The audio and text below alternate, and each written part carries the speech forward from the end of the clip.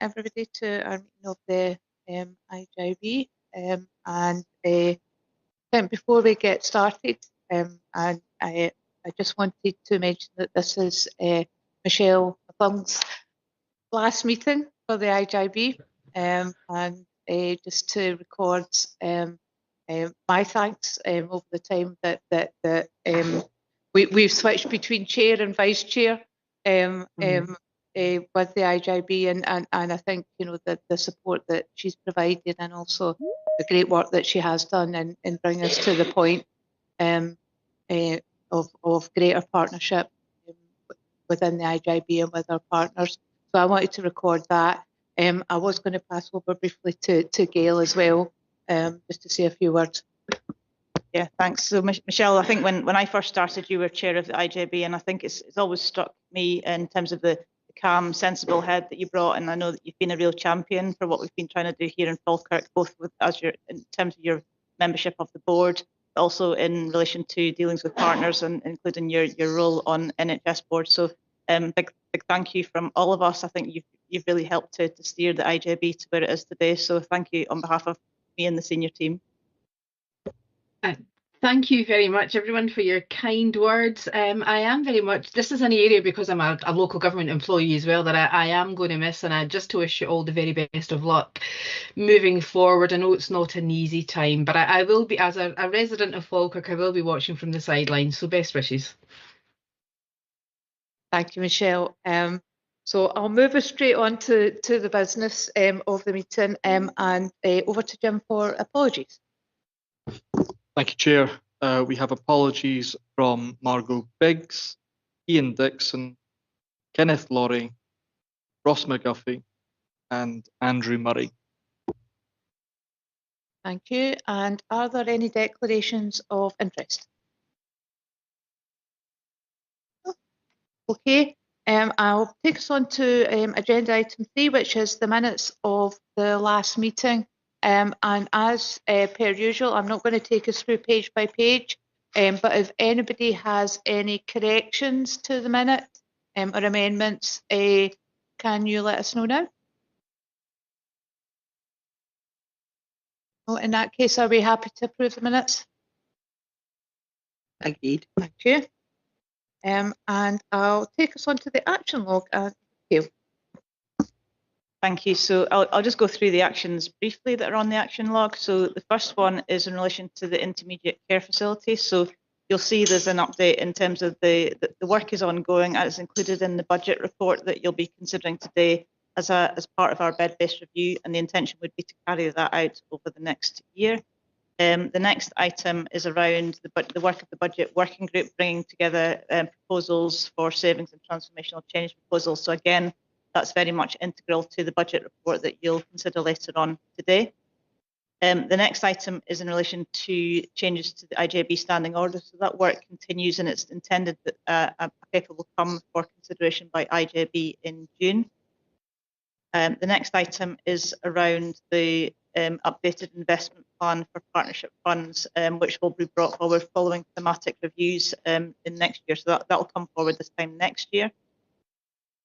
And the next item is noting there'll be, the next 3 items are all marked as complete because they were covered in the January IGIB paper. So I won't go through. Happy to take any questions. Thank you, Gail. Is there any questions on the action log? No, thank you very much. Straight on to then back to Gail for the Chief Officer report. Thank you, and I'm pleased to bring forward this Chief Officer report to our IGIB today. There are some recommendations in the report which I'll come on to at the end. So the report is structured in the usual way with local, regional and national updates. I'll just highlight a few in the report and then happy to take any questions. So first of all, the Performance Audit and Assurance Committee met for the second time, but the first substantive meeting on the 7th of March. At that meeting, one of the items that they considered was their chair and vice chair arrangements from the 1st of May, given the current chair will become chair of the IGIB on the 1st of May. So the chair can't hold both roles. So there is a recommendation in the report that Councillor Hannah would become chair and Stephen McAllister become vice chair of the Performance Audit and Assurance Committee from the beginning of May. There's been a huge amount of work and a couple of substantive items on today's agenda around the Falkirk budget. In particular, I wanted to highlight the level of consultation and engagement that's taking place. So a big thanks to the teams that have been involved. We've had people going out and meeting groups where they met, and sometimes that's quite challenging and difficult conversations. But I think everybody has reflected how grateful they were for the people who have participated, turned up and had good conversations, and it's been really helpful. We also had an online consultation, and that's been really helpful in terms of bringing together the report that's on the agenda today, and in particularly in terms of helping us understand what the impacts will be for people in our communities. So a big thank you for everybody who's participated in that.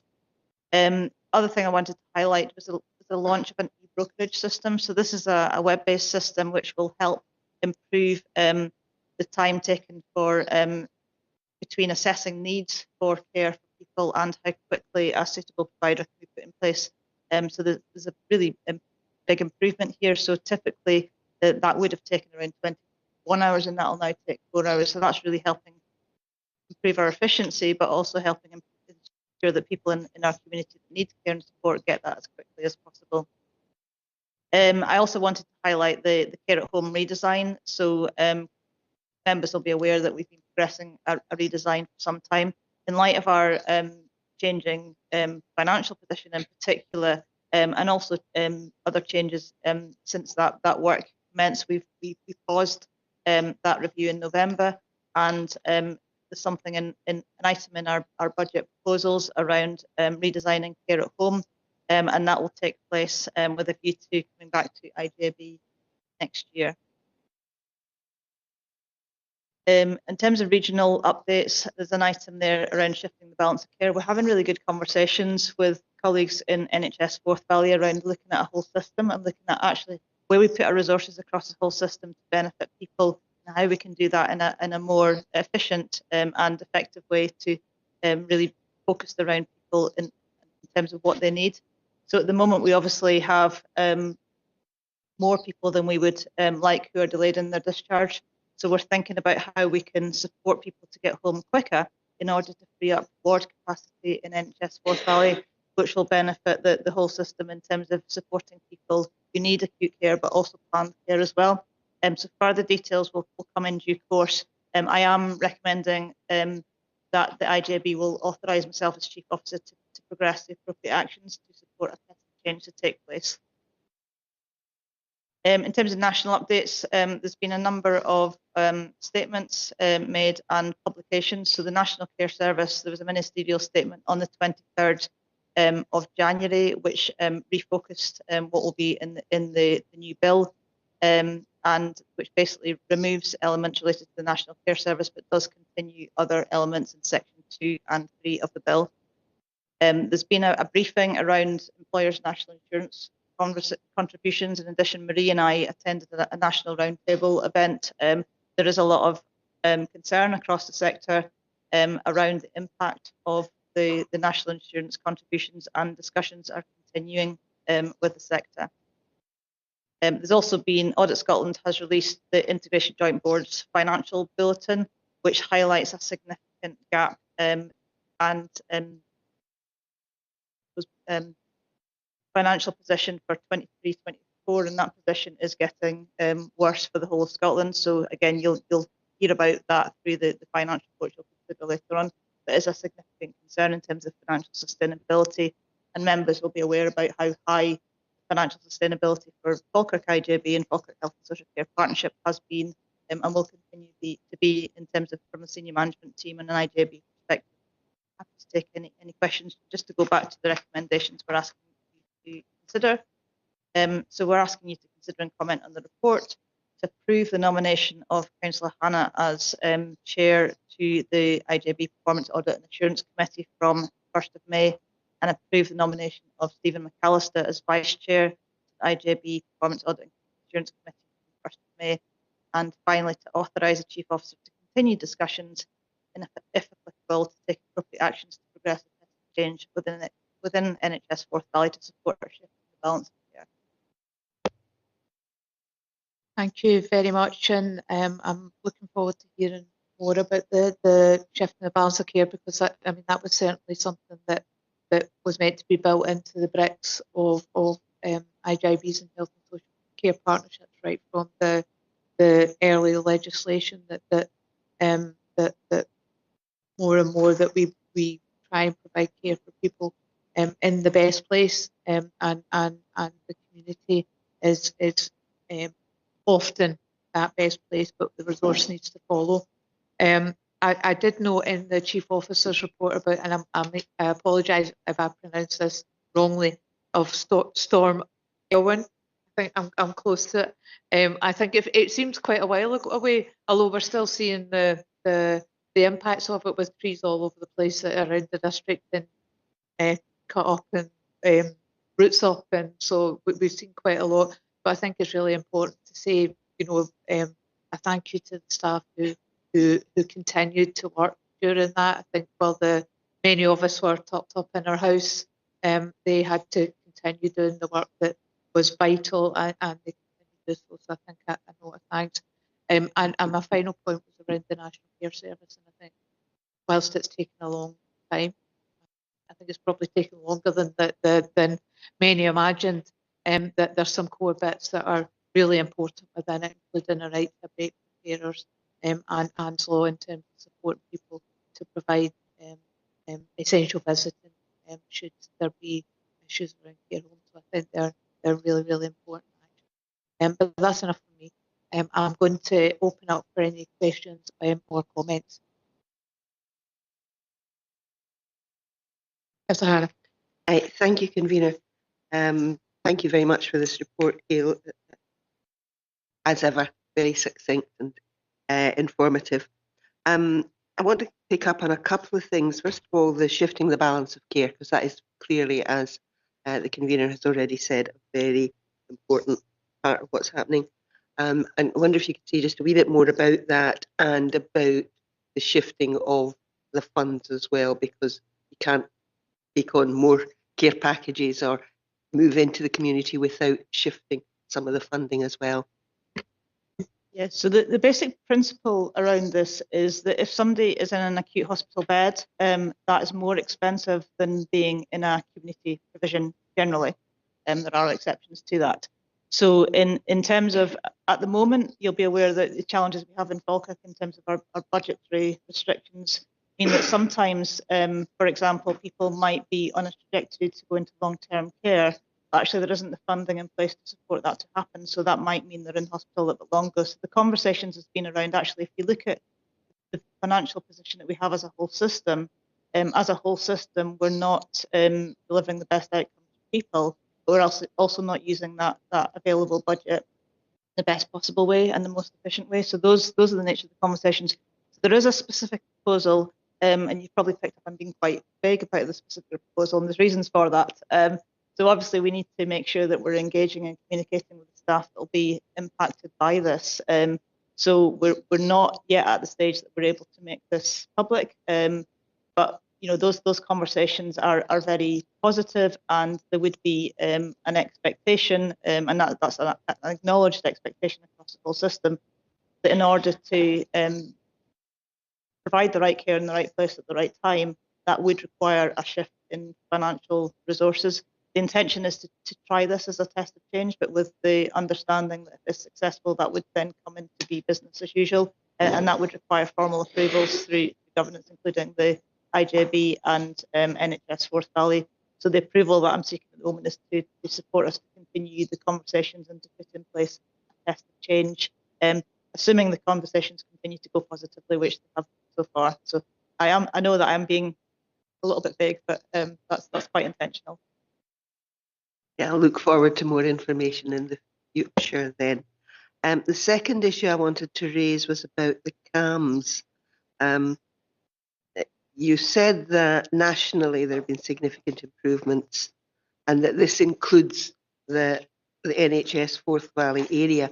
As a councillor, one of the things that gets raised quite frequently with me, and I'm sure others, is the length of time people have to wait to have this. Could you say a bit more about waiting times in the Forth Valley area and what's being done to improve on that? Okay, so there has been improvements in Forth Valley. I'm wondering if Martin might be best placed to come in with more specifics.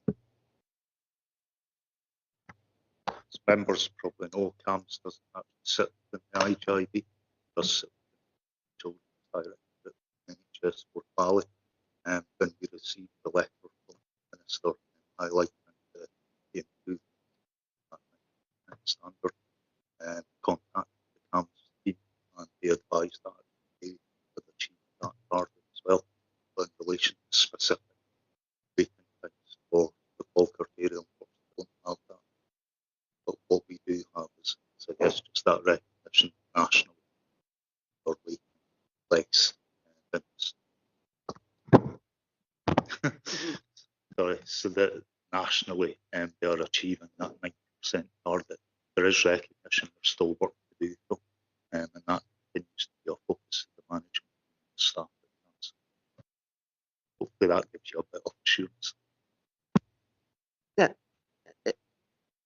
Meeting the target is one thing. I wonder if we could have some offline, some further statistics on, the length of waiting times for people, because it is really quite an important issue. Thank you. Thank you. And can I bring in Stephen now? Thanks, Chair. Yeah, I'm just wondering if we had any initial discussions or any sort of advanced intel in relation to the impact that the rises in the national insurance costs will have on the local care sector, which subsequently might then put pressure back onto the partnership. Thank you. I'll maybe come in to start and then pass over to Marie. So I think the provider care sector is very concerned about this, and in terms of their financial sustainability. Obviously, as care providers, most of their costs go into people who provide frontline services, so there's limited opportunity for redesign to release efficiencies. So there is a very big concern about that. There's obviously lots of different conversations ongoing. The national negotiations for the National Care Home Contract are ongoing as well. And this is a key element of that. So I'll maybe pass over to Marie to provide a little bit more detail though. Thanks, through yourself, Chair. Yeah, it's absolutely a concern. That roundtable discussion that Gail and I attended, Scottish Care were part of that roundtable, and they indicated that potentially approximately 40% of providers are indicating that they might not be around this time next year in view of the employers' NI contribution issues. It's very difficult to estimate what it looks like from our perspective. A high level estimate was approximately £3 to £4 million for our area. That might be the liability for external providers, for our care providers. I know certainly internally our liability, and it'll be part of the budget paper that's coming up, is 775,000 is the estimate at the moment. Internally for our 40%, so we're getting funding of 60%. Actually, the 40% liability is approximately 775,000. Yeah, as a concern, it'll be highlighted in the risk register. Our reserves position, which you'll hear about as well in due course this morning, gives, it means that risk is heightened because our ability to deal with provider failure then becomes a risk for us. Now, the number of providers we have in our area, we have quite a significant number of providers for care and support at home. So we expect that the number of providers we have might mitigate that risk to an extent. If there was provider failure, there are a large number of providers there who may be able to pick that up. So we're hoping that will mitigate it somewhat, but absolutely doesn't mitigate the full risk, of course. But we'll keep highlighting that in the risk registers that we'll bring forward to the PAC committee as well. Thanks. Stephen, just checking, do you have any further questions? Just that one. No, that's fine. Thank you. Thank you. Roger. Thanks, Chair. Just a few points, just to quickly check with, in relation firstly, in relation to the shift in balance of care, can you just reassure that the unions will be involved in this in consultation at all stages? Yes. Great, thanks for that. And the care at home redesign, obviously this has been going on, as you say, for a long time, and has caused inevitably quite a lot of anxiety by many from frontline staff, and who are now saying, is this going to completely change what was proposed and they're planning for, or is this just a pause in what was the same trajectory? So I'll bring in Caroline in a minute, though, but just to say that so the current or the previous redesign was set in 2018-19. So obviously there's a lot happened since then, including COVID. So the needs of people in our communities have significantly changed since that period of time.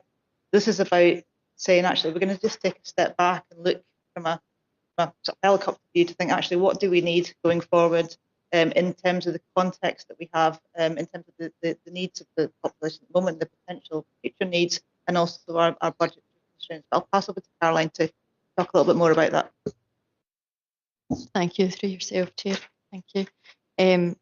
Just to provide reassurance, really, Roger, just the, unions will be involved in as we kind of do the reset. So I don't think it will be on the same trajectory. I think because the context has changed so much, I think we're going to need to take a step back, really, look at the needs of the population, but also where our demands are as a social care, social work service, and make sure that whatever services we're designing are really thinking about, so what's the model of care for 5 years from now, 10 years from now? So we're trying to put picture proof. But what I would want to do is, and I know that, there was movement around the care at home redesign, but I'd be keen that we progress at pace once we start that reset, so that people aren't left in limbo and are clear about what we're actually taking forward. So I don't know if that could be any other queries around that, Roger. I think we'll be very glad that they're not left in limbo, because they do feel this is what I've been told, that they have been left in limbo and it's dragged on. Well, obviously COVID got in the way, but that hasn't helped, to say the least. But yeah, there's a lot of anxiety there, so I think it's important that we hear that. Thanks. The next point is visible leadership, which one of the most common things I get told when I'm buzzing around the Health and Social Care Partnership is that many staff do not feel that the leadership is visible. And we'll just ask, I know I've asked this before, but that the leadership does make contact more often with teams, team meetings and such like. That has been told to me has been really important. Often, so I wouldn't even recognise who the leadership is, and I don't think that's a good thing for the partnership. And finally, the e-brokerage system, point 3.9 says the system will help find the best match for services. What I'm hearing from frontline social workers is often that it's not working very effectively, and the system puts in place services which are not meeting the needs of service users, and pieces have to then be picked up at a later date and scrabble around to repair some of the damage done when services are put in place which clearly cannot meet needs of services. So I just request that somebody listens to frontline workers and says, is this system working as well as it should be? Because I think most people would say on the front line that it's not working as well as it should be. Yeah, so I just wanted to say a few words on visible leadership, and then maybe ask Caroline to say a few words about the e-brokerage. So in terms of visible leadership, I think you make a really good point, and consistently, and this is not just for Falkirk Health and Social Care Partnership, but across NHS boards in Scotland, visible leadership is highlighted as something. When we do the annual iMatter survey, for example, it tends to score quite low, and that's something that we're very mindful of, and we're really keen that from a leadership perspective, we are seen as being visible, and people feel that they're able to speak to us and reach out to us. So there is, so this is obviously a tiny snapshot that's represented in the Chief Officer report. There's a broader worksheet stream that's developing. Wondered, Paul, you might want to say a couple of things about that around how we do ensure that we can be as visible as possible, and that involves going out to meet people. It also involves thinking about, we have a monthly newsletter. There's lots of different things that we do.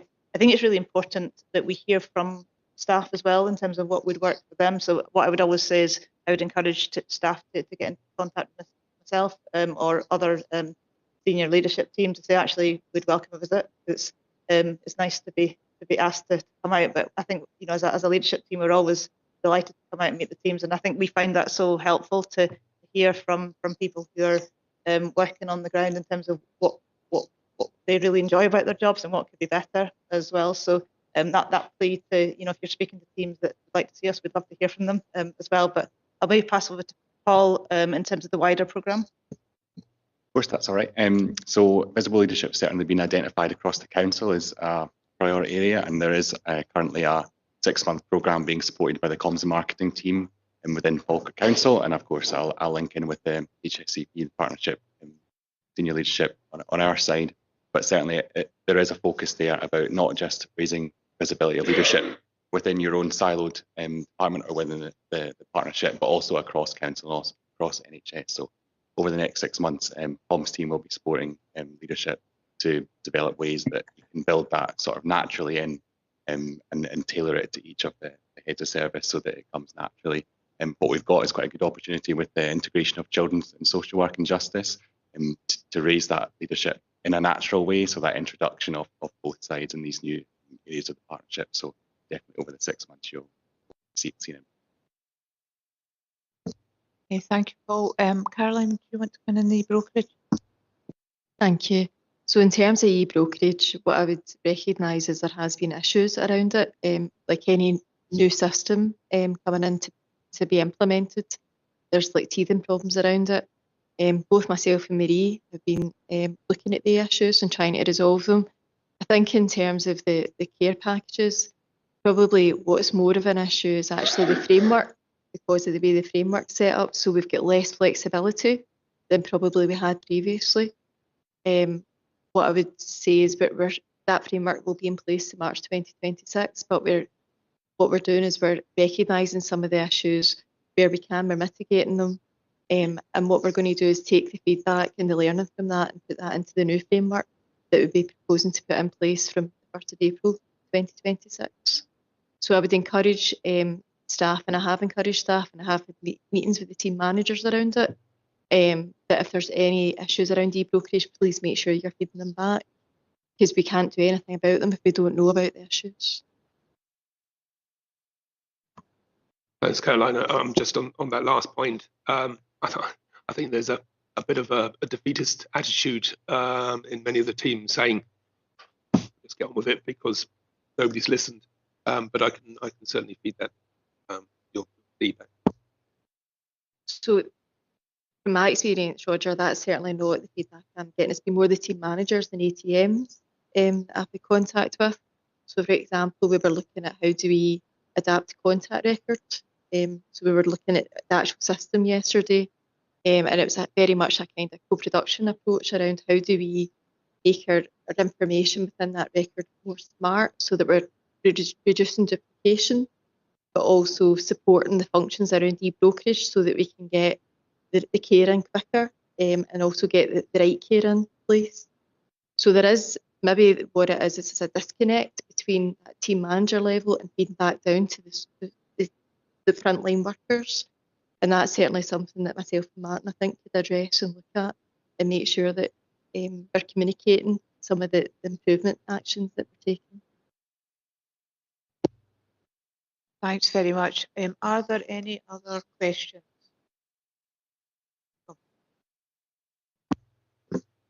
To yourself, Chair. I appreciate the conversation's moved on, but one of Roger's earlier points was about the care at home situation and the period of time it's taken to get from where it was originally designed, and of course the range of things that have happened since then to where we are now and what's happening now. I suppose it's just by way of offering the board some assurance that within my new domain and responsibilities, we're taking a programme management approach now to any of our design initiatives, so that we ensure that they are in one place in terms of the kind of systemic design,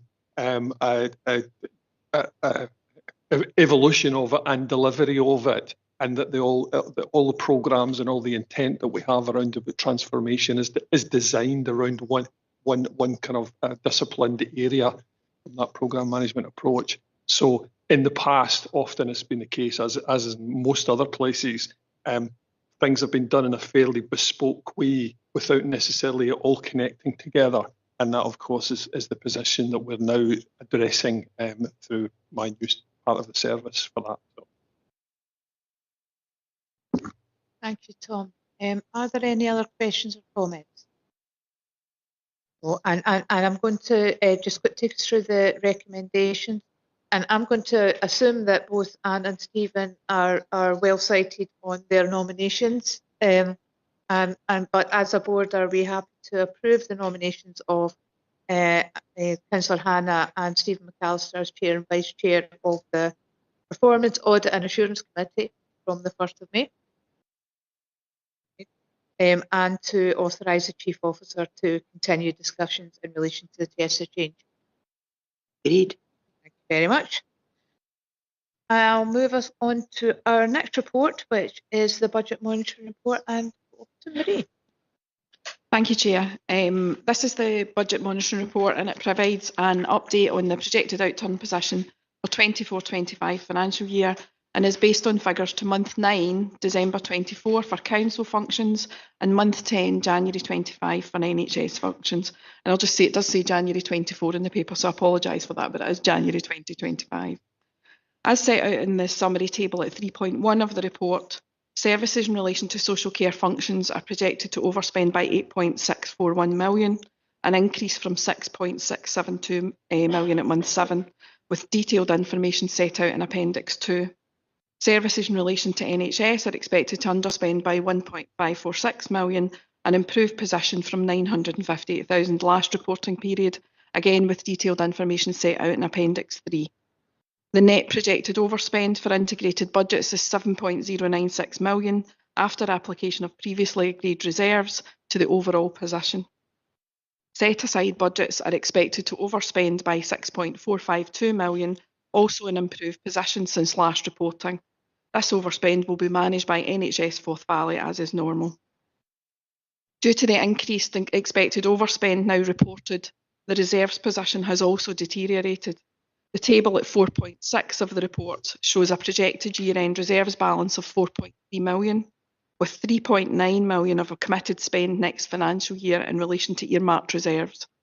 This leaves a contingency reserve of only 316,000 expected to be held by the financial year end. This is well below our recommended reserves level of 0.75% of integrated budgets, which would equate to approximately 2.2 million. Therefore poses a risk should any unplanned expenditure occur going forward.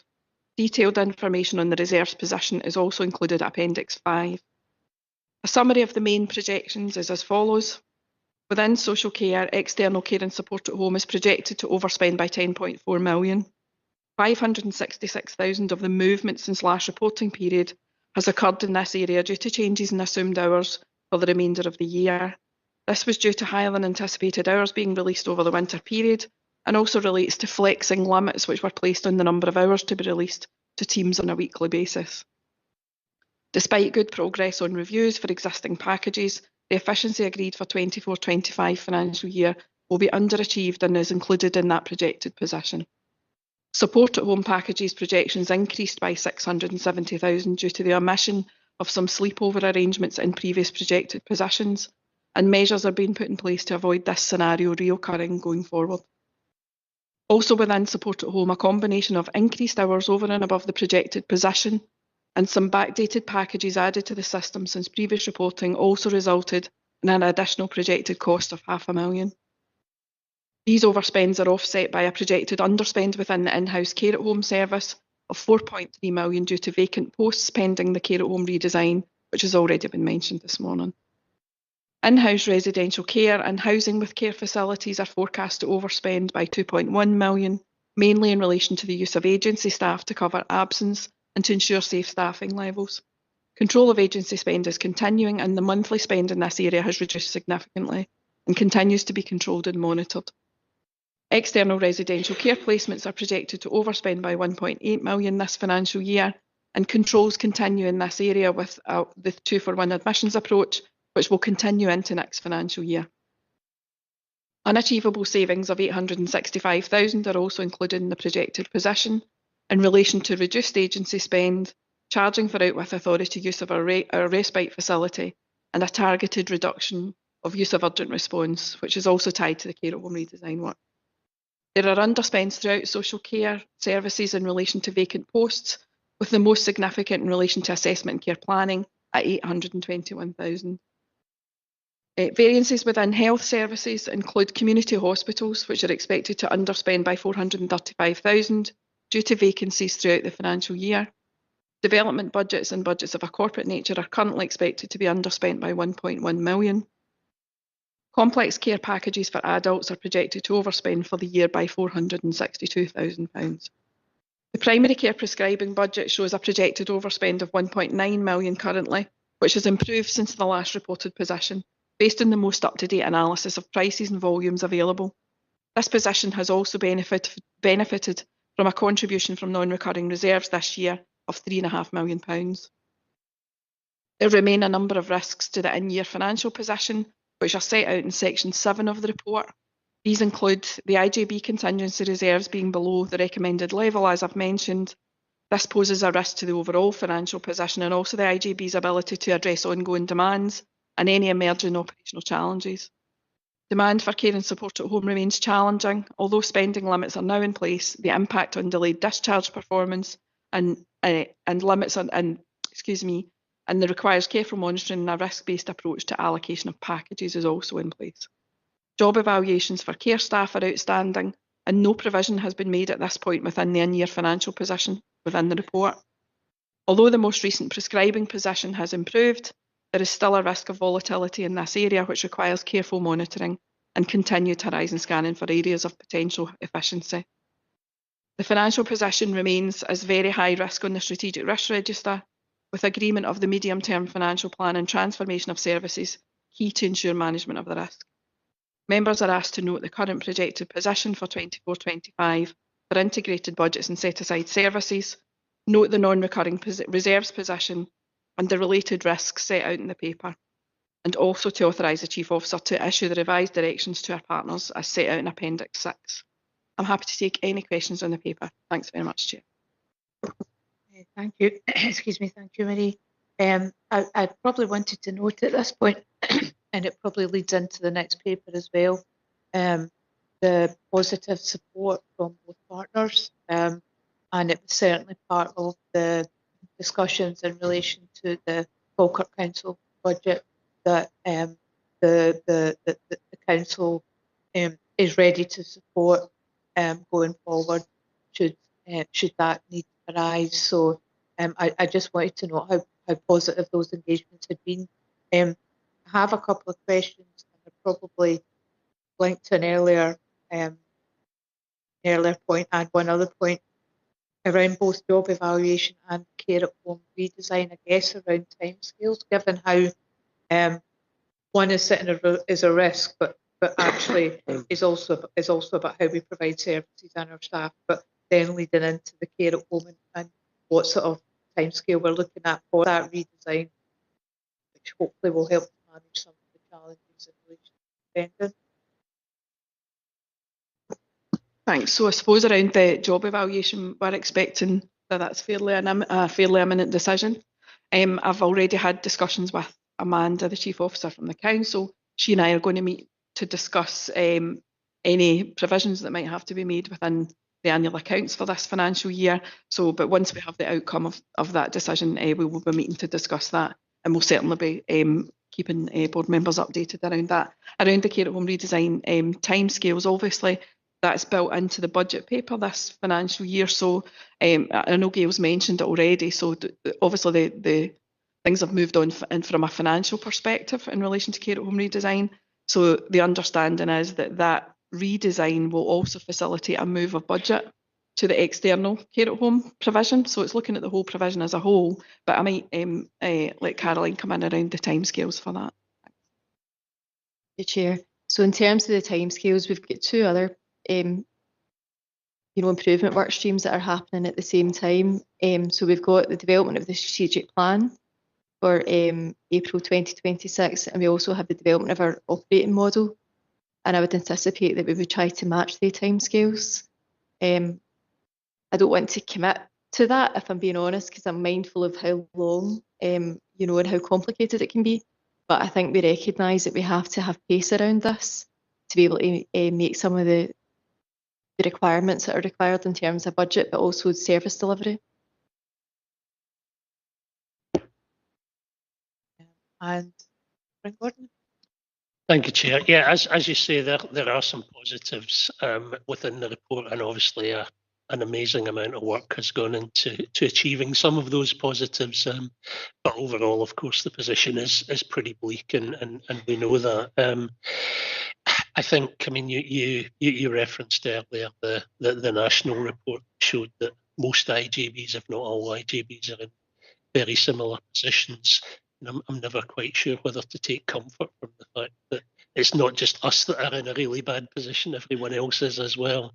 But that's the reality of the situation. So I think we're probably doing better than most in terms of response to some of this, because having seen some of the press stories recently about what's going on in other IJBs who are perhaps taking more of let's be honest, a cuts approach rather than a redesign approach.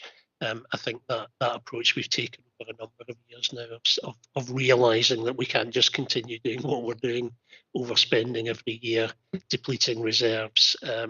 We have to be doing something different, and that will come. The kind of two specifics that I wanted to raise. One was about the underspend and the vacant posts within care planning. While of course on really superficial level it's a saving, it obviously means there is work not being done there. So I just wonder what the implications are of that in terms of impact on other staff. Are there things not being done that we would like to do? Sometimes having savings because of vacant posts looks good, but actually costs you more in the overall scheme of things because of what's not happening. So just to get a bit of reassurance about what the implications are of that and what's been done to address the situation. And the other thing is just to note the reserves position. I don't have an answer to it. We have to be using those reserves, but it does worry me that we've reached the point where reserves are really, really low, and obviously that means our margin for error next year is practically zero, which is a real worry when so much of the budget spend, frankly, is almost out of our control because of the nature of what's happening. So, it's worrying. I don't have an answer, but I just want to note that I am really worried about. Yeah, I suppose just to go back to your earlier point, I think the fact that we're bringing forward a 3-year plan hopefully provides a bit of assurance to board members that we're planning ahead and we're trying to do that transformation as well as making difficult decisions for next financial year. And also just wanted to reiterate those positive conversations and communications we're having with partners. It's been really helpful for me and for the senior management team around the budget position that we're having those discussions, and that we're able to bring a budget this morning that assumes that risk share in the integration scheme for next year where required. I might defer to Caroline around that, the vacancies and assessment care planning and the plans that are in place around that, and around the reserves position. I am worried about that as well. So I can't, it is a national issue. There are a number of IJBs in worse positions than us. But again, what I would state is that relationship with the partners has been really helpful in those discussions, have been really pragmatic around their position, and that's definitely helpful. Thanks. I might pass to Caroline. Thanks, Marie. So in terms of the assessment care management, vacancies, we are trying to actively recruit to them. So the posts that you're really referring to are OTs, qualified OTs and qualified social workers. there's a particular challenge around being able to employ qualified OTs right now. That's been for a number of years. In terms of qualified social workers, it kind of fluctuates. But we recognise that we need the key staff in place to be able to do some of the transformation work that's required. But also, often social workers and OTs themselves are resources, so it's not about just assessment to put in resource. It's about how do we use these individuals to help support people in our community. But that's certainly something that we're looking, working hard to address. I don't know, Martin, do you want to add in? Okay. I suppose you probably will be aware of the challenge recruiting to these posts for some time. We have tried alternative methods of recruitment, change job grades, and we've introduced new roles to give people, I guess, an incentive to stay with Falkirk. But as Caroline said, the market tends to fluctuate a bit. In terms of OTs, we are particularly challenged just now, both with council OTs and our NHS employed staff as well. And we are looking at options around training opportunities for staff to undertake OT training in the Falkirk area and actually offer student placements for staff within that. Our hope is that once they've been exposed to the culture within Falkirk, they'll actually choose to stay here. And we'll be aware that the location has been really challenging for us, given that we qualified staff jobs in the big cities, and that's one of the challenges that we really have.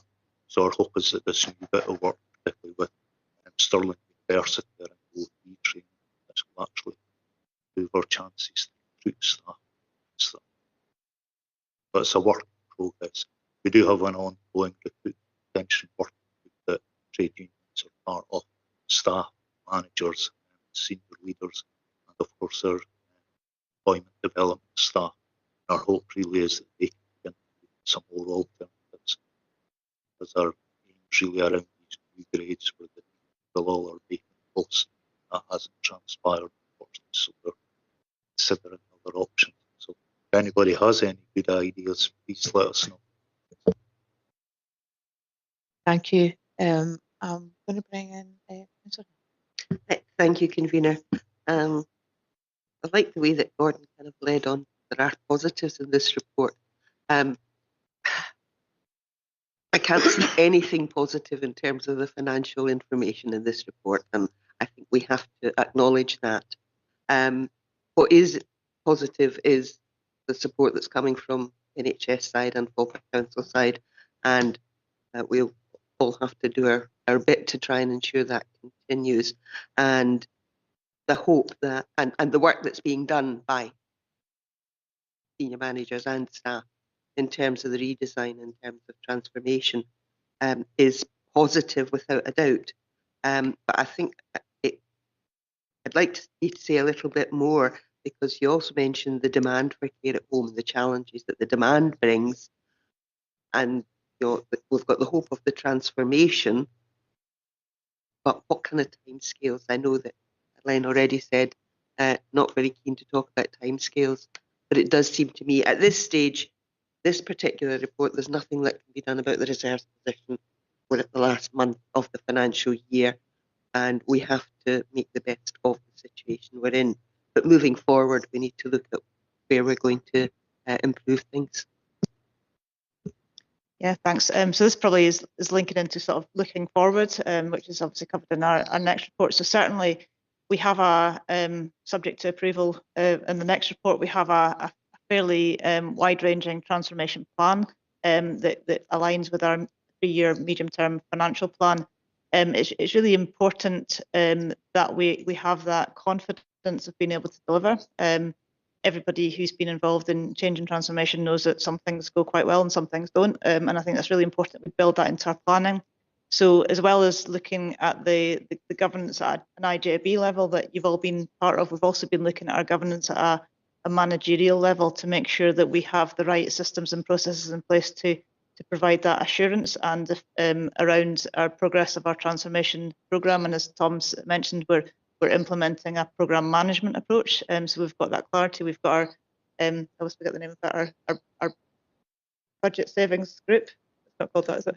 We've got a new management group around budget oversight group, and then we've got our strategic planning and transformation programme board. So the relationship between those two new boards, which start in April, are fairly critical, and they will be looking at actually what's our key milestones.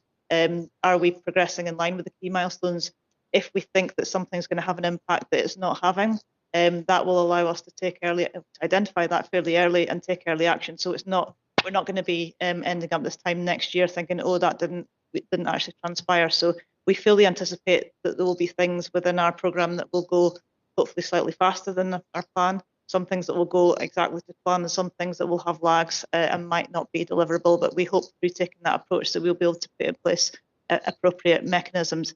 In terms of thinking slightly longer term, this comes back to our current strategic plan runs out this time next year. So we're actively working and planning in terms of developing that new strategic plan.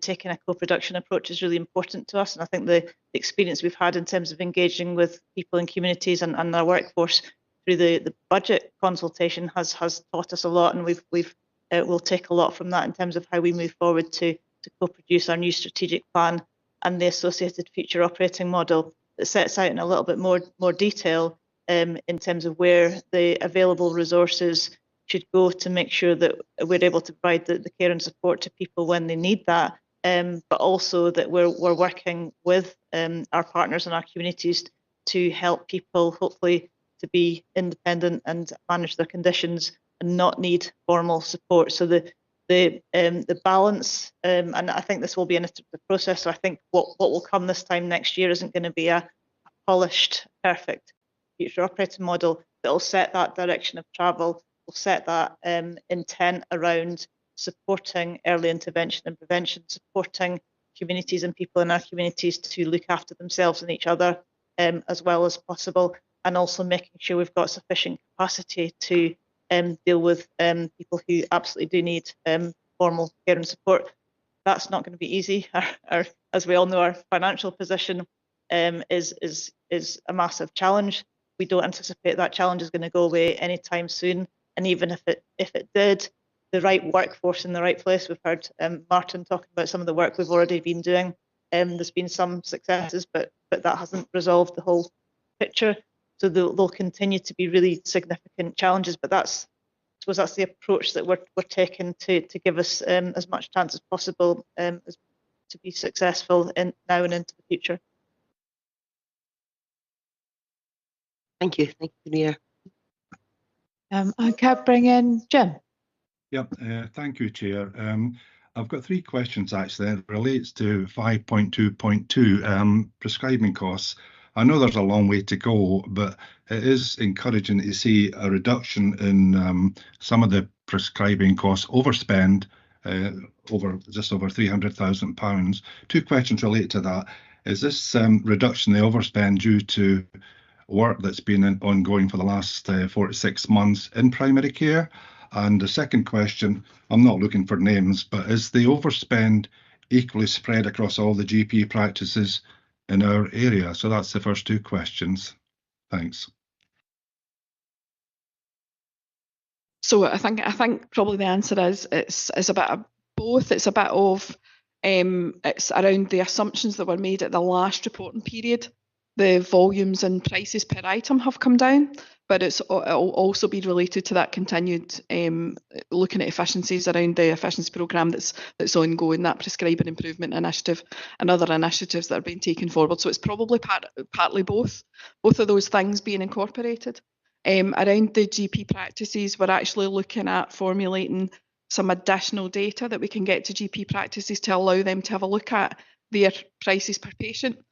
So that's in its infancy at the moment, and we're pushing in the data around that, so that because the GPs are looking for that information, they're asking for it, saying how can we compare to each other, and what's the best practice, and who's doing what in a different way to allow us to improve that. So that work's ongoing. So it's at early stages, but we're certainly looking at getting that data out to them to help that process. Okay, thank you. That's really encouraging. My third and final question, it's mentioned in the report that some of the costs, prescribing costs, are due to new drugs, and I fully accept that. If they get listed and put on the formula, then the costs go up. But this year there are 25 high value drugs that are coming off patent. And as you know, when they come off patent, they generally are a lot of generic similar drugs available in the market. And a good one is this month, Ozempic comes off patent. I just wondered if you've done, not you personally, but of some of the costings I've done for some of these to identify approximate savings that might be realised over the next few months, Ozempic being top of the list. So yeah, obviously when drugs come off patent, then yeah, the costs improve, and that will be incorporated into some of those reductions in prices, and the forecasts in relation to Ozempic. So that's one of those weight loss drugs. We've had lots of discussion around these drugs, although the policy is that they should be rolled out to people who meet the criteria. Across Forth Valley, to implement that is a really significant amount of money. So we've been having discussions at our Medicines Optimisation Board around perhaps tests a change around those drugs. So that coming off patent, we're not actually prescribing a lot of that in primary care at the moment. There is some prescribing in secondary care, which has been happening anyway through dietitians, etc.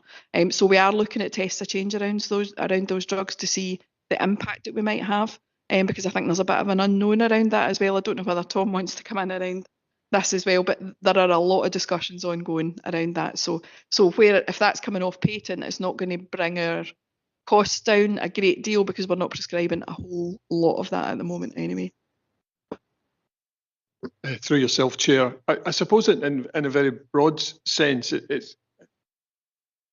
there's a lot of anticipation goes on and a lot of forward planning goes on into any drugs coming off, going into that kind of generic arena. So all those forecasts are all done well in advance. So it would be, I would be very surprised if anything caught anybody out in that regard, because the patent dates and everything are known and the projections are therefore baked in. So none of that comes as a great deal of surprise. I think, as Marie has already pointed out, where you get the challenge, of course, is when new drugs come along that are somewhat more than niche, and I use that kind of carefully, in the sense of very bespoke, very small numbers of people. They may be expensive, but it's a relatively small numbers of people that they affect.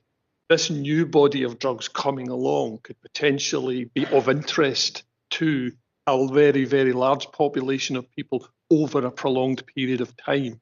And of course, that's only the cost of the drugs.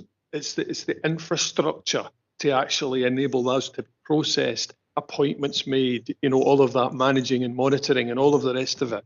So all of those things are the bits that the work's going on at the moment. And I suppose, if I may come back to the point Marie made, is that yes, absolutely, we have benefited to a degree from the market, some of the market changes, and we've benefited from there. But it would also be fair to say that mind systems and processes have been focused in the last number of months. Our colleagues at GP practices have been excellent and have been for a long time, in fact, pushing for changes and pushing for support. And we're beginning to see some of the impacts of the kind of PSIP programme. But equally, I think the extent now of integration of minds across the whole system with NHS acute, NHS secondary care, etc., has certainly helped as well in terms of everybody trying to move collegiately in the same direction. So I think those things have also hopefully had a more enduring impact, because markets can also fluctuate the other way as well. And so we can't rely on some of these small periods where we get a slightly better market condition. We also have to be also working collegiately in order to make the impacts that are more sustainable. But again, just to reassure you that all of these new drugs coming along are already baked in terms of. Yeah, no, thank you for that, Tom. I appreciate that. And I do fully endorse the positivity of our GP colleagues, which I do recognise as well. And thank you, Chair. Thank you very much. Thank you. Are there any other questions or comments? No, in that case, we only have one recommendation for authorisation, and that's authorising the Chief Officer to issue revised directions. We're happy to approve that. Agreed. Yeah. And I'll move us on to Our next report, which is the draft business case and medium-term financial plan. And that's Monique. Thank you, Chair. The report sets out the 25-26 IGB revenue budget and medium-term financial plan for years to 27-28. The IGB agreed its budget strategy in September 2024, and a budget working group was convened to bring forward proposals to meet the financial gap for the medium term.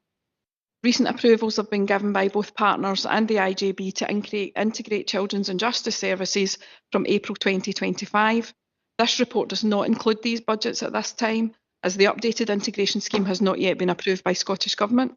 The budgets will be transferred and reported within the IGB position on approval of the scheme, and the same approach will apply to prison healthcare budgets, which will remain within NHS Forth Valley position until the revised integration scheme is in place, and they will continue to be reported in partner financial positions in the meantime. Included at paragraph 3.7, Falkirk Council approved their revenue budget on the 6th of March, which included the allocation to the IGB of 104.284 million, including allocations for garden aid, aids and adaptations and private sector housing grants. This equated to the previous year's recurring budget plus an allocation from Scottish Government in relation to adult social care Scottish living wage budgets, uplifts and for the free personal and nursing care rate uplifts. The recurring budget also included full funding for the 24-25 pay uplift agreed during the financial year. An indicative funding allocation is also included in the plan from NHS Forth Valley of 208 million, including 45.591 million for set-aside services, as set out in paragraph 3.10. The indicative allocation includes an uplift of 3% on recurring budgets passed through from Scottish Government and will be formalised when the NHS 3-year financial plan is presented to the NHS Board on the 25th of March. I have set out the latest financial position for 24-25 today in the previous agenda item, and this information is also included in the plan at 3.11 through to 3.14. Each meeting of the IGB has received a budget update since the strategy was set, with pressures outlined as they have emerged and were confirmed. The latest update provided to the January IGB set a 3-year budget gap before savings proposals of 20.003 million, with 13.047 million relating to 25-26 financial year. The pressures included to arrive at the financial gap are set out in Appendix 1 of the report. The table at 3.18 in the report shows the reported January position and provides updates to the overall budget gap since last reporting. The main reasons for these changes are as follows.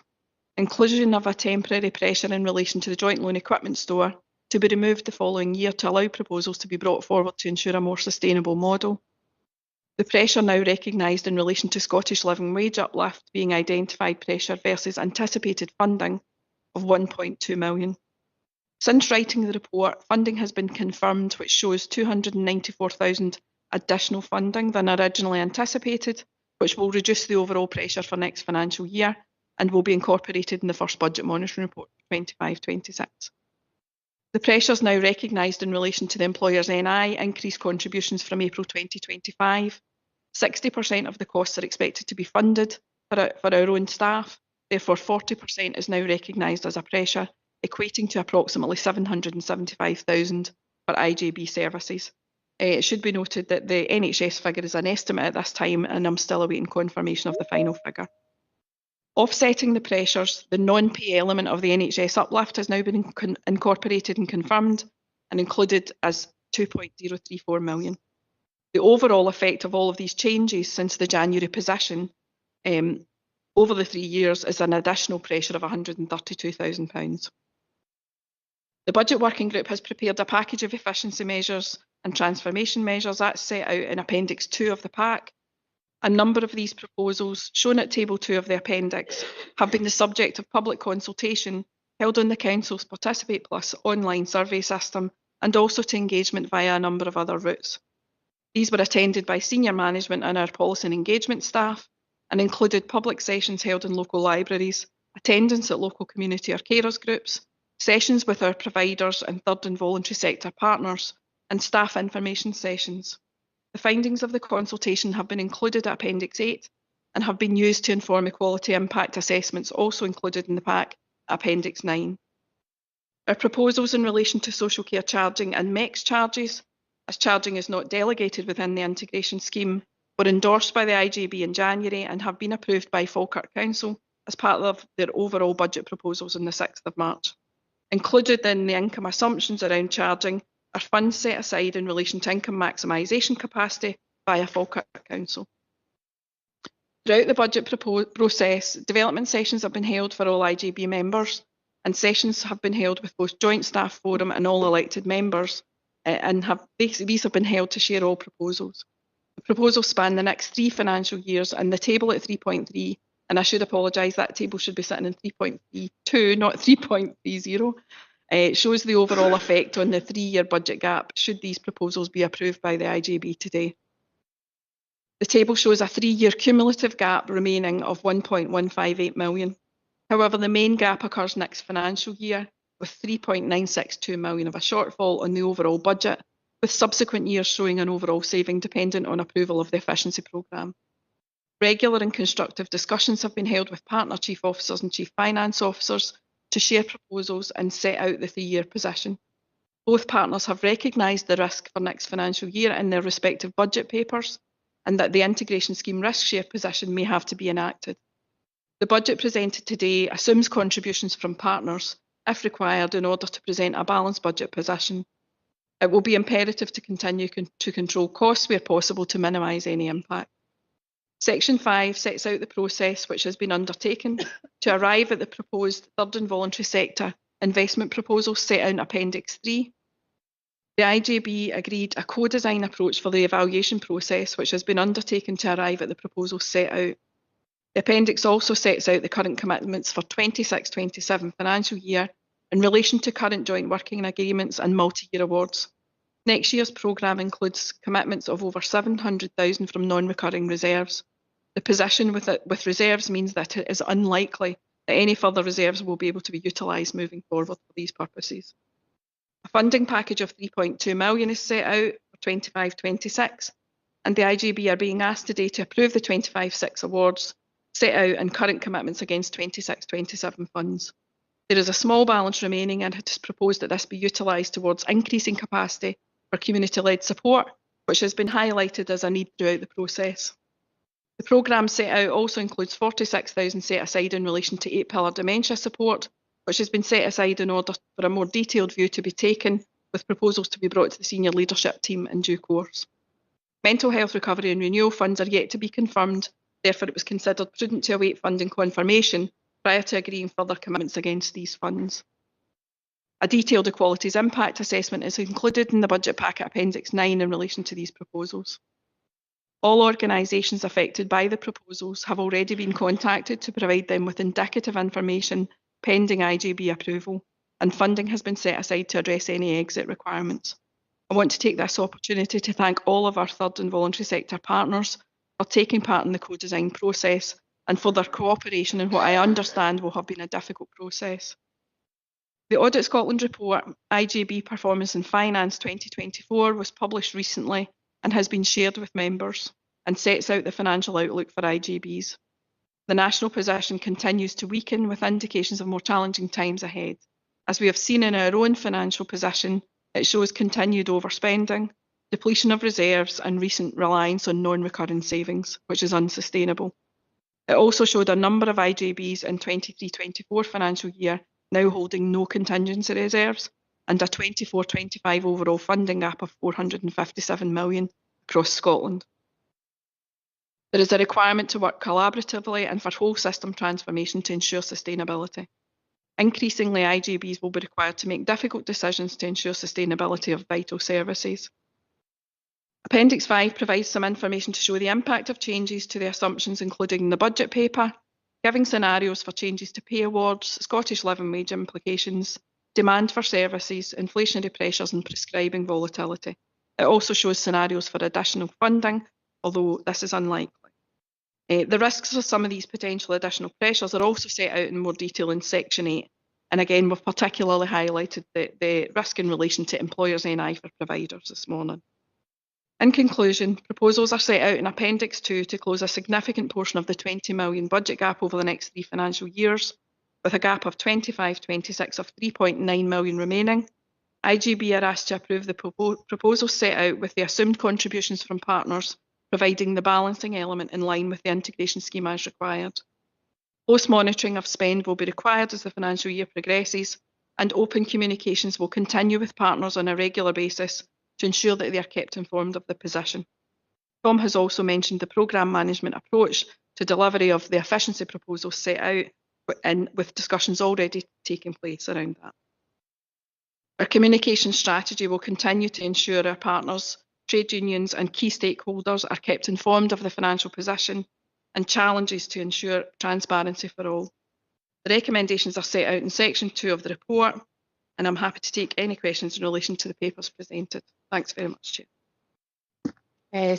Thank you, Marie. I think we all recognise the really significant challenges and the risks we face as a partnership going forward. I think you've laid out very clearly what those are, but obviously we have the employer NI costs, and that's not just to the statutory partners, but to all of our third sector partners, and I know will be coming into play in relation to care home contracts in terms of external providers, and some of the issues around agency spend and the additional costs we face just across the piece. But I guess quite simply, some of it is related to demand, that we have an increasingly ageing population. We have the impact of the pandemic, and I think that is really having significant impacts, not just here in Falkirk, but across the country. I think I did want to say very quickly, I wanted to reiterate your thanks around the work with the third sector partners and the co-design approach. I think it's really important that we work together, because the partnership isn't just about the NHS and the council. It's about everybody who's involved, not just on the board itself, but out in our communities. And I think also for those who were involved in the budget consultation, and I know that staff were out at a number of groups. I think including things like Carers Voice and service user groups. So I think it's really important that we engage as much as we possibly can, even when the messages are difficult, and there are ones where we have to make changes that are not necessarily ones we would like to make in an ideal world.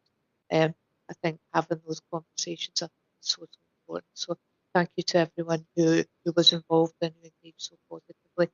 But again, enough from me. I'm going to open up for any questions or comments, and this week as well. Councillor Hannah, thank you, Convener. Yeah, thank you for this report. Again, another bleak prospect ahead of us. But thank you very much for all the work that's been done. And I think I would reiterate what's already been said about the consultation process. I think it is really important consulting with both the public and with other partners in terms of the way forward, because that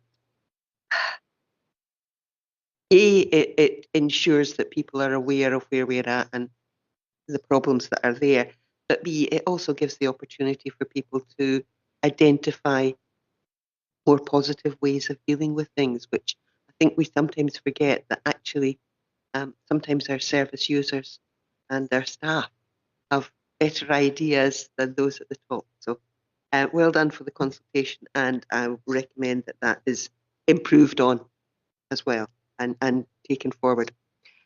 I'd like to ask a wee bit about the social care charges. I know that that's not part of this budget because it was decided by the Falkirk Council, because that technically is where it lies. But I think I'd like you to say a wee bit more about the strategy in terms of social care charges and how Falkirk benchmarks against other areas in terms of the social care charges. Is one part of it. The other part is, again, as a councillor, now that the letters are going out, that's the one that people are coming to surgeries to talk about. What are the arrangements in place to ensure that support is there for people if they are having difficulty with any increased social care charge. Thank you. I suppose just firstly, in relation to your comments around the consultation, I think we've found, although we did both online and in person, I think the management team and the staff involved in that engagement process found it really useful to actually go to the places where people were. You know, we went to the Carers Voices group, we went to the libraries, those sessions that we attended. I think we had really good conversations around that. That maybe aren't. It's not communicated just as well through an online survey. So we found that really important. So we're absolutely happy and keen to continue that we do that as well.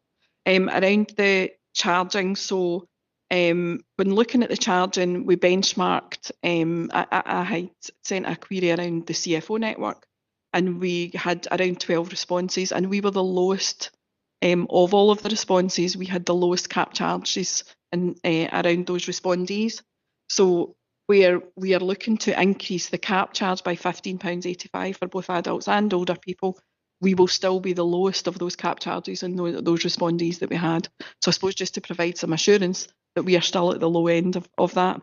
There are a couple of areas who don't charge at all, so that it's important to note that. But of those who responded, who had caps in place or who had charges in place, we are still going to be the lowest of those respondees. Around mitigating action, so yes, the letters have gone out now. On those letters, we provided information around the reasons for the change to the charges. We also provided information around income maximisation, so that can be accessed in a number of ways. So there's an online benefits checker via the council, so that was notified in all of the letters as well. They can also access that online benefits checker with support from the council hubs if they wish, and also they can ask to be referred for income maximisation. I've had discussions with council officers around that income maximisation as well, and we have set aside funds to augment that service if required, dependent on that demand that comes in. So there are a number of routes that they can follow around that. Thanks. Just as a supplementary to that, in the letters that are going out, is it making clear the cumulative effect? Because many people will have more than one service for which they are being charged. And is it being made clear the cumulative effect of that? Yes, so letters that are going out, there'll be a letter to each individual, and all of the charges that they are subject to will be included in that letter. Thank you. Thank you, Convener. Thank you. Gordon. Thanks, Chair. Can I start by commending the clarity of the report? It's such a difficult position, a bleak position, but also a complex position. It gives us a clear understanding exactly where we are right now. So thank you. Can I endorse everything that you've both said in relation to the consultation process? I kind of take the view that things should always be done in that sort of consultative basis, but if anything, it's even more important when things are hard, that there is that shared understanding and shared ability to come up with solutions. And third sector colleagues have engaged really well with that. So that's I think the fact that we have a funding gap is obviously a concern. There are a number of ways IGBs are dealing with this, and I know some are talking about the legality of simply not setting a balanced budget, whereas others, I think, are taking, or I've heard a few taking the approach of saying we have an unrecognised savings element, so we will save £5 million somewhere, but we don't know how, which is a bit wishful thinking. And I'm really glad that we have not taken that slightly, not dishonest probably is too hard, but disingenuous approach. I think it is far more honest to say there is a gap. We know there is a gap, and we're going to find a way of dealing with that. And it's good that we have some from partners in place early on. Let's be honest. There isn't a risk of an overspend there. There is pretty much a certainty. Is how much rather than if. So it's good that we have that. finally, I think what's really worrying in all of this is all of the uncertainties there are, and we know that any budget by nature is forecast, is best guess based on available information. Those of us who've been around these tables for a number of years know that things don't always turn out as best guess, and the worry really is that some of these will probably turn out to be worse than we expected over the next 3 years. There will be things happen that we haven't even considered right now, and the real worry is we know we have that additional support upfront from partners. Were we to go back to partners, constituents, bodies and ask for even more money, we know that neither the council or the NHS is exactly cash rich right now and isn't planned to be over the next 3 years. So, room for manoeuvre with partners, with reserves, as we've already talked about, is really, really low. We know that financial sustainability is sitting at 25 in the risk register, and the reason it's sitting at 25 is because it only goes to 20. So it is kind of the maximum risk. I don't think there is anything else we can do about that right now, but it's something to the kind of monitoring budget. So overall, I think this is a good set of recommendations to a position about as good as we could expect to see. So getting this far. Yeah, I suppose just in relation to that, you saying that others are setting unachieved, the unallocated savings balances. We were really keen to make sure that partners understood we've brought forward a transformation and efficiency programme that we think, with challenges, will be deliverable. We didn't think it would be sensible to say that we could come up with more savings, so we've been really upfront about that and been honest that we think this is challenging already. To bring forward anything additional to that would not have been the sensible approach, as you say. Around that uncertainty and of the position as well, the sensitivity analysis set out at Appendix 5 is quite stark. Those changes to those assumptions can cause financial pressures. So absolutely, it'll really need careful monitoring. And as you say, we will overspend next year, and in relation to that gap that we have, it's just about how we manage to minimise that as much as possible. And we're really keen to make sure that we're controlling costs as much as we can, and obviously recognising the partners' positions as well. And the risk register, I think absolutely the level that it's sitting at is the right level. I can't see that changing for the foreseeable future in view of the national and local position around our finances as well. So I suppose just to agree with you around a lot of what you said there. Thank you. Are there any other questions or comments? I just want to acknowledge the carers really appreciated you coming to the Carers Voice. I know that you had some emotive stories, so there's no point in me replicating them, but it does have an impact, and it's having an impact every day. There was a conversation in the car park as we came in. Just happened to bump into someone who's going through something just now, and to echo what the staff rep says, you're asking for feedback when things don't work for the staff to feed it back. I think we could do our bit as well as carers. Maybe have a meeting on the back of this. I know that I'm looking at my colleagues here at the back from the Carers Centre, have a meeting specific about what's been discussed today and feed that back to you as to what exactly is going on. And the door is open for further consultation because it's been really beneficial to everybody, I think. So thank you for involving us. Yeah, thanks very much for that, Elaine. It was good to come along to the Carers Voices group, and there were emotive stories that day, which we absolutely appreciate. I suppose in relation to the partnership funds approach that we've had over a number of years, I think that approach that's been taken over the past years means that as much as possible, and if you benchmarked us against others, we would have good investment in carers, and I think that continues. There's also the additional carers fund money which comes out via the Carers Centre. Obviously there's been additional money announced, and an additional 5 million for this year announced, so that comes via the Carers Centre as well for distribution. But we do recognise the challenges, absolutely, and we're really keen to continue that engagement. So it would be great, absolutely, to meet with you after this to chat through. Thanks, and it's nice to see you. Yeah.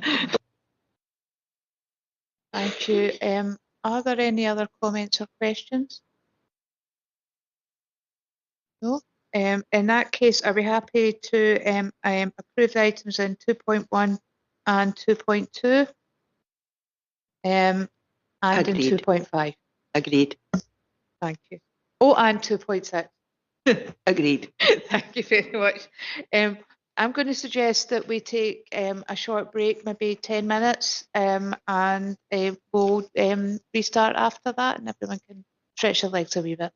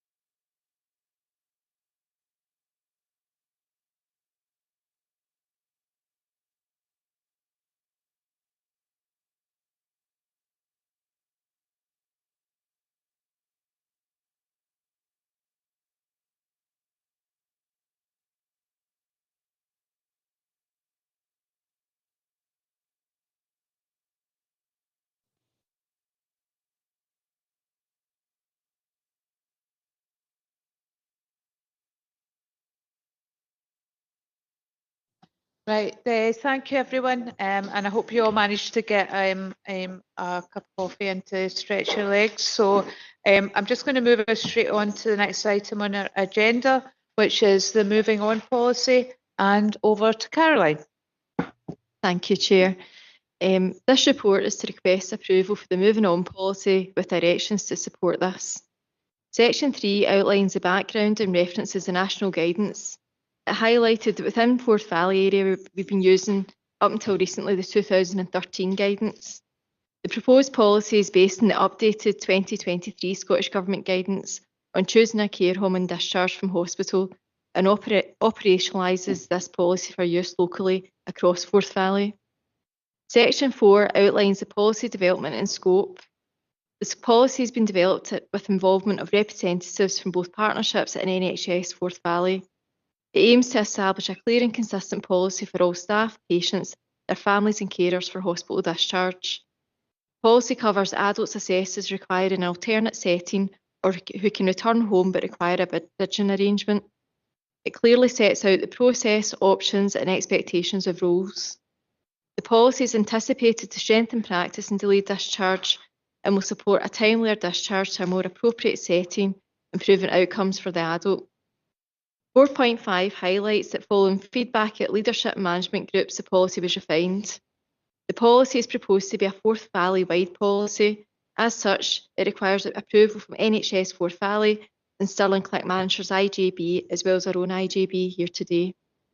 The policy was approved at NHS Forth Valley SLT on the 17th of February, and the Head of Service for Stirling and Clinic Managers progressing the report through their own governance processes.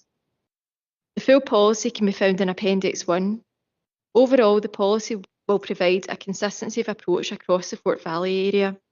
This will support a timelier discharge to a more appropriate setting for the citizens of Falkirk. A full EPIA has been completed and is attached in Appendix 4. The impact identified was that as some services are means tested, this may impact on the resources available to a family. The mitigation outlined is that service provision is means tested and has an inbuilt subsidisation of care provided. For families that require it, a referral will be made to maximise benefits. The application of the policy will be monitored. So just to go back to Section 2, I'm requesting that the Board approve the moving on policy and note that the policy will be Forth Valley-wide and as such will be subject to the appropriate approval processes, and authorise the issuing of the directions outlined in Appendix 1 and 2 and 3 to support the implementation of the policy. Thank you, Chair. Thank you, Caroline. And I know that obviously from the discussion that this is national policy that we're now developing locally, not just in this partnership, but in Clacton, Stirling as well. I just wanted to make a couple of notes around. I think that it sets out really well about some of the unintended harms of someone staying in hospital when they're clinically ready for discharge. That can be harmful for them. And also I've the note around the role of carers in discharge planning, and I think that's a really important part. And I would say in my experience that has been not NHS Forth Valley. I will say when I've been in a situation with family members that has been something that there hasn't been the communication that there needed to be. So I think it's really important that's set out, and thank you for that. But I'm going to open it up for any questions or comments on the policy. Ms. Hannah? Thank you. Yes, this is a really important policy, having been in the situation with elderly parents of exactly some of the problems that can arise. I'm well aware of it from a first-hand point of view. But given the discussions we've had earlier on about the consultation in relation to some of our proposals, I wonder if you could say a bit more about what consultation there's been with service users, with staff, because I think it clearly is important to get that perspective as well. So in terms of, there has been no consultation with staff or service users. With staff there's been consultation, but not with service users. In terms of this policy, it's localising national guidance that has been subject to consultation. So everything that was within our policy is actually in line with best practice that has been provided by Scottish Government. So hopefully that provides reassurance around that. it obviously provides some reassurance, but just for future, it does seem to me that there would be some value in considering at every stage whether there's a possibility of consulting with service users. But thank you, convener. I noticed from the policy it said there was going to be a leaflet, and I had a look online, and there's leaflets in other health boards that haven't been available. So again, an open door with the carer's voice if you wanted involvement, and a suggestion as well from personal experience: don't wait to the 3 days when somebody is getting discharged and say, "There's the leaflet. Go and find a care home in 3 days." Stroke wards or wards where you think somebody may not go home, make them available early doors so they can start putting feelers out and see what's available. Just suggestions like that. So that's definitely our intention, just to provide that reassurance. So our plan is to we want to make sure that whatever leaflet we're developing is accessible and has the right information around it, and we would expect that leaflet would be at the point of admission, so people are clear around this is how we would support discharge. So in terms of taking that forward, there would be guidance around how we would deliver this policy, but also about that kind of communications key. So I'm aware that there's obviously the carers group that looks at hospital discharge, and that's where it's actually our Home First manager that is part of that group, and I would expect her to take that forward. So that's already built into the plan. Absolutely.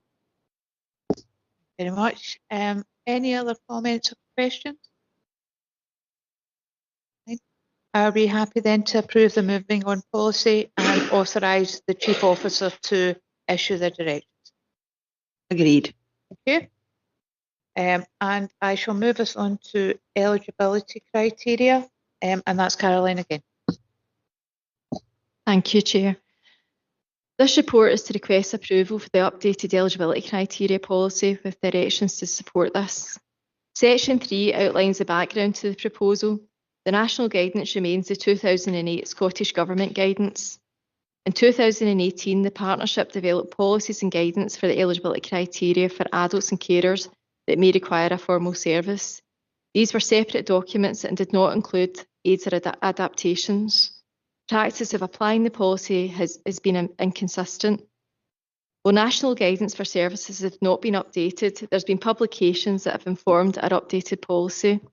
Specifically, the 2023 Scottish Government Guidance on Equipment and Adaptations and the 2024 Scottish Government paper on exploring innovations and developments in adult social care eligibility criteria. Section 4 outlines how we developed the policy through a short life working group. The group has met on a regular basis and involves officers as well as other stakeholders, such as representatives from the Carer Centre and SDS Forth Valley. 4.2 outlines the scope of the policy, which is all adults over 18 and their carers. In certain circumstances, 16 to 18-year-olds would be included within the scope of this policy. The criteria is for all client groups and carers and replaces all other frameworks and policies. The criteria covers all social care services, including the provision of equipment and/or adaptations. The policy promotes an asset-based approach. The aim of the policy, as outlined in 4.5, is to ensure that resources are allocated fairly and effectively, prioritising those with the greatest need or risk.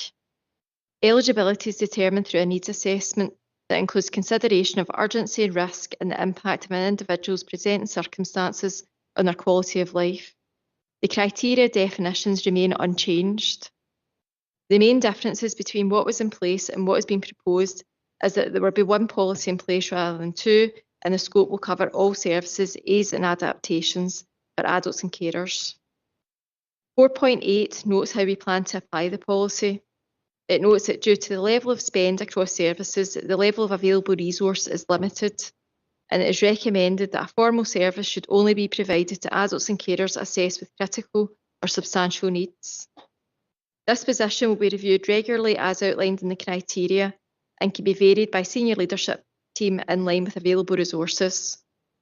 4.9 to 4.12 outlines how we will support the implementation of the policy if approved. This includes further development of the resource allocation panel, pathways, training for staff, and improved monitoring. The policy can be found in Appendix 1.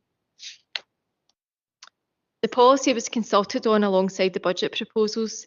The feedback highlighted a need for consistency of application of criteria, transparency of process being important, the need to balance critical provision with preventative approaches, and the importance of having accessible information. This was considered by the Short Life Working Group and within the EPIA. Some minor amendments were also made to the policy.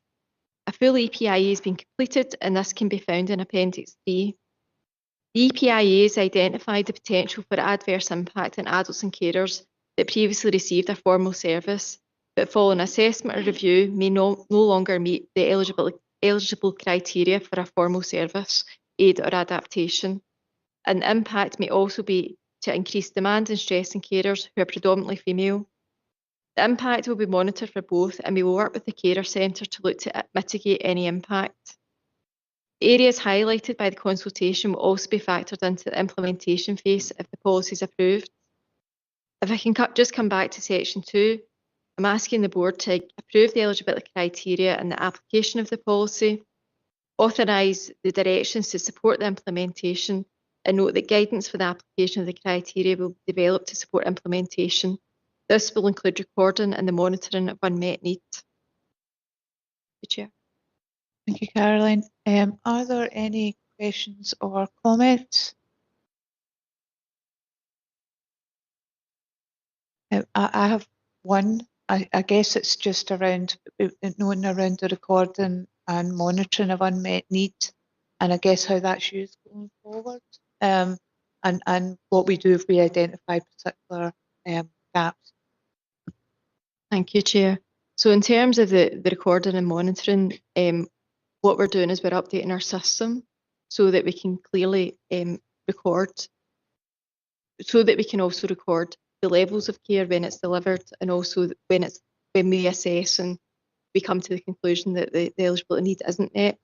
That doesn't mean to say that we wouldn't provide advice and support around other services that are available within the community, but we have to look at the resource that's available and target that based on priority.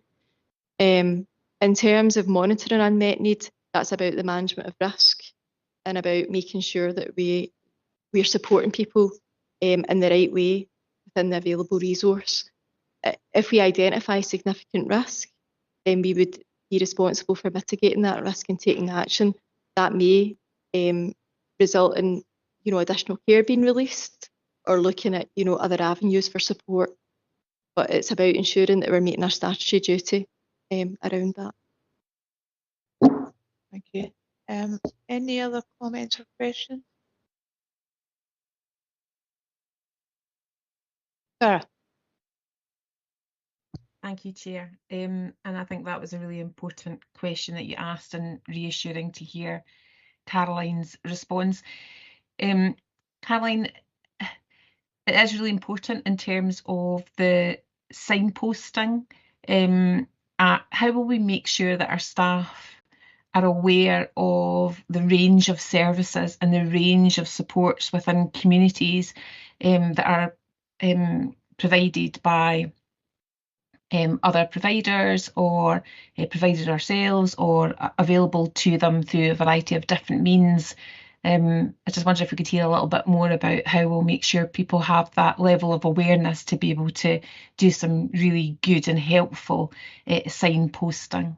Thanks. Thank you, Chair. Thank you, Sarah, for the question. In terms of, so some of this is already happening within the teams. If you think about the pathway coming into our locality services, the duty workers are, have a range of information around community resources. I think what's been really helpful is the work around locality planning, because that has really brought in a whole host of services, and really it's enhanced our understanding about what's available within the community. So we've developed that locality plan for the central area. We're now looking at it for within East, and then we'll be moving on to West. So we're not complacent. We're keen to engage with third sector and community services. The other thing that we're looking at is having, we already have strong links with CVS, but it's about the kind of social work frontline teams, making sure that they have really strong links so that we're aware of really the resources that are available within the community. and making full use of them for supporting individuals. Thank you. Thank you. Any other comments or questions? No. Ms. Lahana. Hi. Sorry, convener. I don't usually come in at the end. I usually come in at the beginning. I apologise for confusing.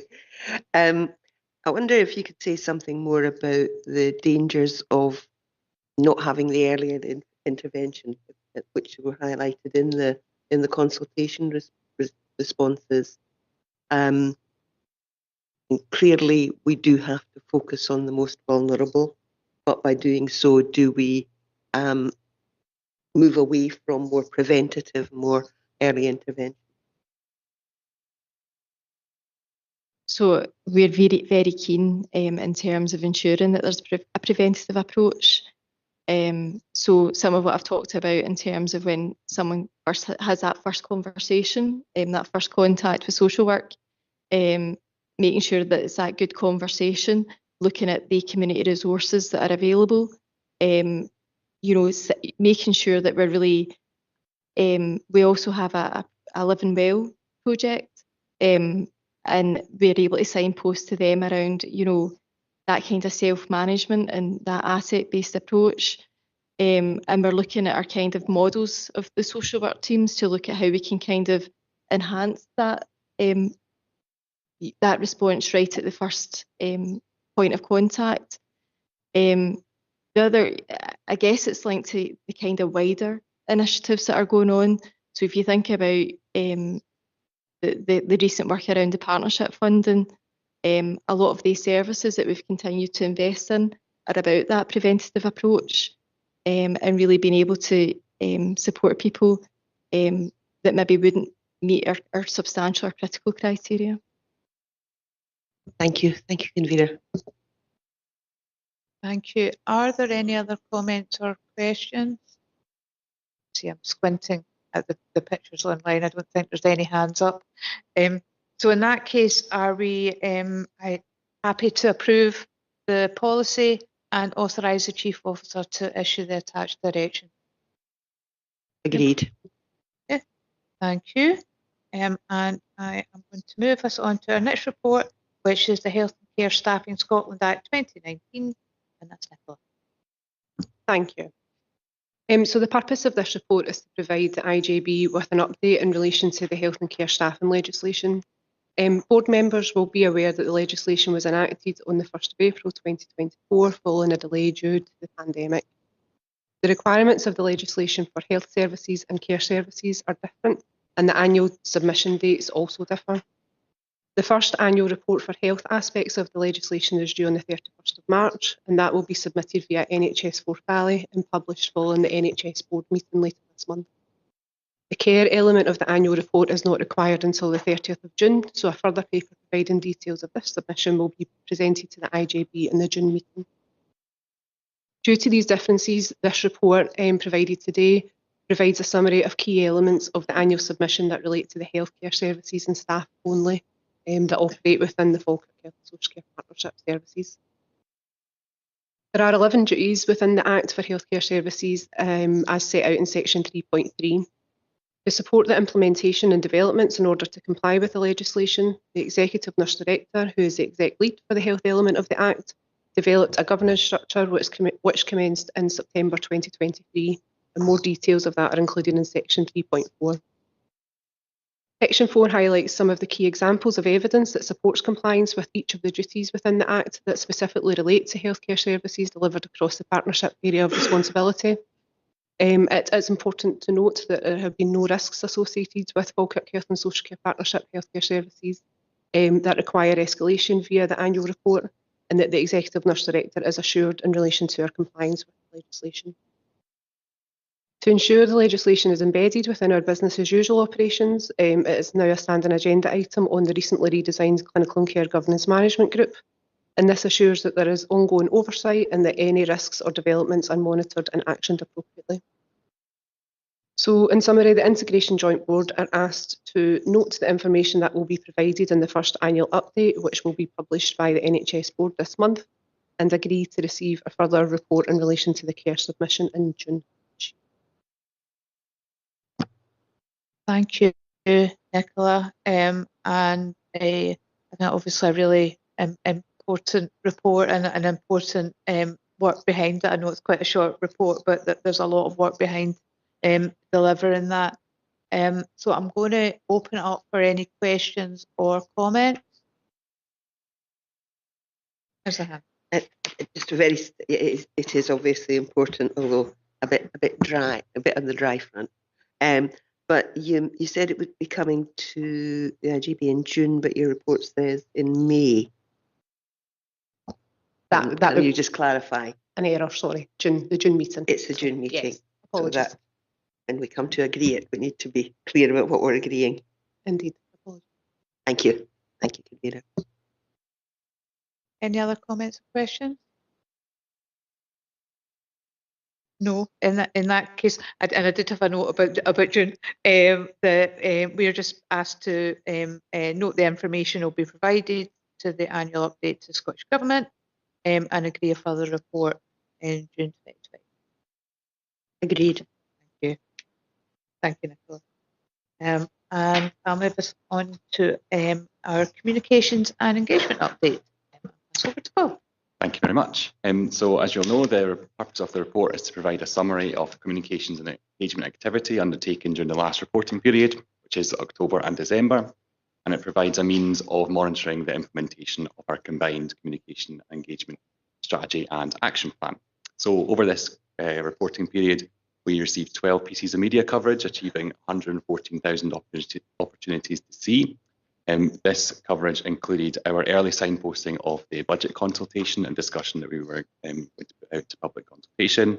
It also celebrated the achievement of Gina Wallace, one of our social care officers who recently completed our postgraduate diploma and has moved on to become a registered social worker within Falkirk, demonstrating the social work services grow your own approach to recruitment and retention. And in November, we received several pieces of coverage around the discussion that happened at IGB, around the approval of the improvements to day services, and also the discussion picked up around prescription costs and the role of the multidisciplinary team within GP services. Over this period, our engagement and policy colleagues held 16 events, drop-ins and sessions, which engaged 211 people. This covered the 3 open surveys that were held over that period, which covered the central locality plan development, the integration of children's social work and justice services, and the review of the integration scheme. In terms of on the website, reflecting the new performance audit and assurance committee, we've got new web pages for the committees and refreshed the board page as well. And in terms of improving opportunities for people with voices of experience, 4 new carer reps have been recruited within the last period, and they'll now take part in engagement with the ADP, Carer Strategy Group, Community-led Support and Dementia Strategy Groups as well. Which leaves me just to return to the recommendations of the report, which are to consider and comment. Thank you. Thank you very much. And this is always a report I enjoy, and I think it's something with my day job of having comms as part of my role. So I'm always very happy to see this. And I did note one in particular in relation to the Dundas Resource Centre, and I was very lucky to go down and just have a chat with the staff and how excited they were about the investment in the centre and what a difference that was going to make, not just to the centre but to the wider support for adults with disabilities. So thank you very much for the report, and I'm going to open it up for any questions or comments, and I have Councillor Hannah, who's first this time. I think I'd forgotten to switch it off, actually. Well, you're going to have to say something now. I'll have to say something now. Yes, I would just like to say the same. The Dundas. It's not often we have positive stories to talk about on the IJB, but I attended their Christmas concert at Dundas, and it was absolutely fantastic. So I think that's really good, and thank you for the report. Any other questions or comments? case, we're happy to note the report. Thank you, Paul. And I'll move us on to our final report, which is the assurance report for Performance Audit and Assurance Committee. And Thank you, Chair. This is the new assurance report from the Performance Audit and Assurance Committee. This was formulated to address an updated requirement to provide assurance the work of the new Performance Audit and Assurance Committee to the Integration Joint Board on a regular basis and will be brought to each IJB moving forward. So Appendix 1 sets out the attendance, the items discussed at the PAC, that's the shortened version, the PAC committee last time, and also highlights any issues that we want to highlight to the IJB. We would hope to develop this over time and perhaps add a brief note of the main discussions into those boxes going forward. We've reflected on that since we've issued the paper, and hopefully we'll do that going forward. I might invite Gordon, our chair of the PAC committee, or our up-to-date chair of the PAC committee, maybe just to make a few comments around this if he wishes. Thanks. Yeah, current chair for another month at least. Yeah, I think it would be good to have a little bit more detail on it, just to show some of the detail. But the overall message coming through, I think, is that we were assured by the information we were given in the various reports highlighted there, and that there were no kind of urgent items that we wanted to raise with the IJB. I think as an approach, this is far better than waiting for minutes to be approved and then sending through a minute probably 5 months down the line, which is fairly meaningless, frankly. It means if there are urgent issues that the committee finds, it can raise them at the next IJB meeting, which is far more important. So for now, nothing to raise, but in future, I think this will become a really useful tool. thank you, Gordon. Are there any other comments or questions? Councillor Hannah. I would just echo what has just been said. I think this is a good approach, but people might look at it at the moment and say there was quite a lot of reports on that agenda, and there's not very much being reported. And I think possibly we on the Performance Audit and Assurance Committee are partially responsible for that, for not having highlighted issues that should be highlighted. So as the incoming chair, when you leave, I will try and make sure that that's done and there's more information for the IJB. Thank you, Anne. Are there any other comments or questions? In that case, we're happy to note the assurance report, and that's our final item. So thank you very much, everybody, for your attendance today. And I hope you all have a great rest of your day and a lovely weekend. Thank you. Bye-bye.